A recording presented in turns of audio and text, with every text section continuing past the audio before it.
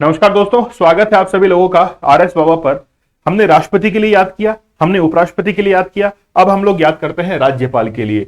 तो राष्ट्रपति और राज्यपाल के अंदर काफी सिमिलरिटीज हैं, इसलिए आप लोग जो है ट्रिक भी लगभग लगभग दोनों की सेम ही है। पकानी का अशनि, मतलब तीनों की ट्रिक को आप लोग एक साथ लिख लीजिएगा और फिर कंपेयर करके देख लीजिएगा, आप लोग को एक साथ लगेगी, एक जैसी लगेगी, हल्का सा डिफरेंस है।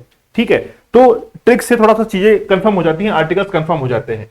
तो राज्यपाल के लिए अनुच्छेद 153 से 160 के अंदर है। अगर हम लोग बात करें पकानी, वही है, पद है सबसे पहले 153 के अंदर। फिर है कार्यपालिका शक्ति जो है वो राज्यपाल में निहित होती है, मतलब राज्यपाल की राज्य की कार्यपालिका शक्ति अनुच्छेद 154 के अंदर। ठीक है, फिर है नियुक्ति है कि भाई राज्यपाल की नियुक्ति जो है वो कौन करता है, अपॉइंटमेंट जो है वो किसके द्वारा की जाती है, बोलिए, राष्ट्रपति के द्वारा अपॉइंटमेंट की जाती है। फिर कौन है, फिर क्या है, कार्यकाल है आर्टिकल 166 में कि राज्यपाल का कार्यकाल जो है वो कितने वर्ष का होता है। फिर है अर्हताएं हैं आर्टिकल 157 में, जैसे राज्यपाल के लिए केवल 2 ही अर्हताओं का उल्लेख है कि भारत का नागरिक हो और 35 वर्ष की आयु हो।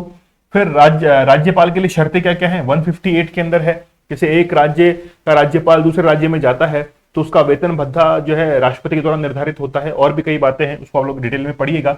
वो किस में है, आर्टिकल 158 के अंदर है। फिर राज्यपाल को शपथ कौन दिलाता है, हाईकोर्ट के जो चीफ जस्टिस होते हैं वो दिलाते हैं। ठीक है, 159 के अंदर। नी मतलब वही है, निर्वहन कर्तव्य 160 के अंदर। तो ये जो आर्टिकल हैं वो आप लोग जरूर याद रखिएगा, इस क्रम में याद रखिएगा, आपको आर्टिकल में कोई भी कंफ्यूजन ना हो। यहां से मेरा ये मानना है कि राष्ट्रपति, उपराष्ट्रपति और राज्यपाल, ये जो तीनों ट्रिक्स मैंने आप लोगों को लिखवाई हैं, आर्टिकल्स मैंने लिखवाए हैं, यहां से कोई ना कोई प्रश्न जो है वो ट्विस्ट करके देगा आपको, कोई ना कोई प्रश्न इसको सॉल्व करने में जरूर हेल्प करने वाला है। हो सकता है कि एग्जैक्ट क्वेश्चन ना आए, लेकिन उसको सॉल्व करने के अंदर ये चीजें हेल्प कर जाएं, है ना, समझ रहे हैं आप लोग। इसलिए आप लोग जो है इनको एक बार लिख के जरूर याद कर लीजिएगा। ठीक है, तो चलिए मिलते हैं आप लोगों से अगले सेशन में, तब तक के लिए धन्यवाद, थैंक यू, जय हिंद।